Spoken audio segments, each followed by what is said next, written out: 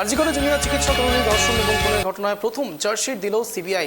58 দিনের মাথায় চার্জশিট পেশ করল সিবিআই। সঞ্জয় রায়কে একমাত্র ধর্ষণ এবং খুনের মামলায় একমাত্র অভিযুক্ত হিসেবে উল্লেখ করেছে সিবিআই।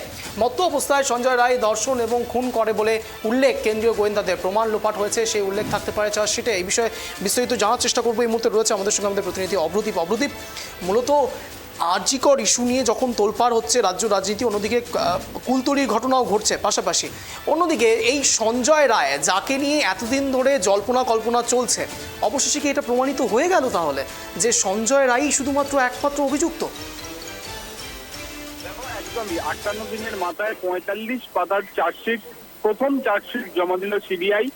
সেই চার্জশিটে আমরা সূত্র মারফত যেটা জানতে পারছি যে মূল অভিযুক্ত হিসাবে সঞ্জয় রায়কে দেখানো হয়েছে এবং যাকে গ্রেপ্তার করেছিল কলকাতা পুলিশ। এই সঞ্জয় রায় সিভিক ভলেন্টিয়ার, তিনি কিন্তু এই ধর্ষণ এবং খুন ঘটিয়েছেন বলেই প্রথম চার্জশিটে উল্লেখ রয়েছে, তেমনটাই আমরা সূত্র মারফত জানতে পারছি। আদালতে এই মুহূর্তে চার্জশিট পেশের প্রক্রিয়া চালানো হচ্ছে এবং শুধুমাত্র 45 পাতার চার্জশিট নয়, তার সঙ্গে একাধিক নথি জমা দেওয়া হয়েছে, যেগুলো ডকুমেন্টস জমা দেওয়া হয়েছে, যে সমস্ত ফরেন্সিকের রিপোর্ট থেকে শুরু করে বিভিন্ন যে তথ্য প্রমাণ উঠে এসেছে এতদিন, বিভিন্ন ব্যক্তিকে জিজ্ঞাসাবাদ করে যা জানা গিয়েছে, সব ডকুমেন্টস কিন্তু এই প্রথম 45 পাতার চার্জশিটের সঙ্গে জমা দেওয়া হচ্ছে এবং পরবর্তীকালে আরো তদন্ত যখন এগিয়ে যাবে তখন তারা কিন্তু পরবর্তীকালে ফের সাপ্লিমেন্টারি চার্জশিট করে আরো বেশ কয়েকজনের নাম কিন্তু এই ঘটনার সঙ্গে যুক্ত করতে পারেন। যদিও সিবিআই সূত্র মারফত আমরা যেটা জানতে পারছি, ধর্ষণ এবং খুনের ঘটনায় মূল অভিযুক্ত সঞ্জয় রায়, তিনি এই ঘটনা ঘটিয়েছেন বলে প্রাথমিকভাবে সিবিআই এর চার্জশিটে তেমনটাই জানা যাচ্ছে।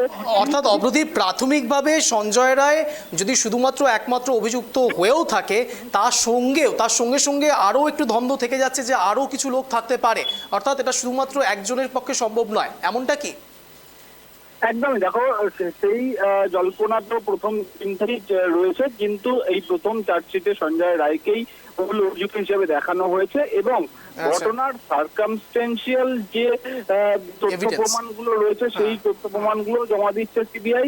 শুধুমাত্র সঞ্জয় রায় এই ঘটনা ঘটিয়েছে কিনা বা তার সঙ্গে আরো কারা কারা যুক্ত ছিলেন বা এই ধর্ষণ এবং খুন ঘটনা পূর্ব পরিকল্পিত কিনা সেটাও কিন্তু তদন্ত করে দেখছেন সিবিআই এর আধিকারিকরা। তুমি জানো ইতিমধ্যেই আরজিকরের প্রাক্তন অধ্যক্ষ সন্দীপ রায় এবং তালা থানার প্রাক্তন ওসি অভিজিৎ মন্ডল, তাদেরও কিন্তু এই মামলাতেই গ্রেপ্তার করা হয়েছে। তাদের নামেও কিন্তু পরবর্তীকালে সাপ্লিমেন্টারি চার্জশিট জমা দিয়ে দাবি করতে পারে সিবিআই, যেটা আমরা সূত্র মারফত জানতে পারছি।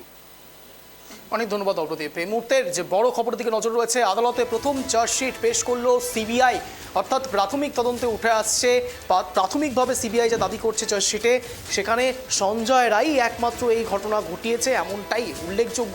58 দিনের মাথায় চার্জশিট পেশ করলো সিবিআই। এই মুহূর্তের লেটেস্ট আপডেট, 58 দিন পরে সিবিআই যে চার্জশিট জমা দিয়েছে সেখানে ধর্ষক এবং খুনি হিসেবে সঞ্জয়ের নাম থাকবে। চাঞ্চল্যকর তথ্য, নজর থাকছে।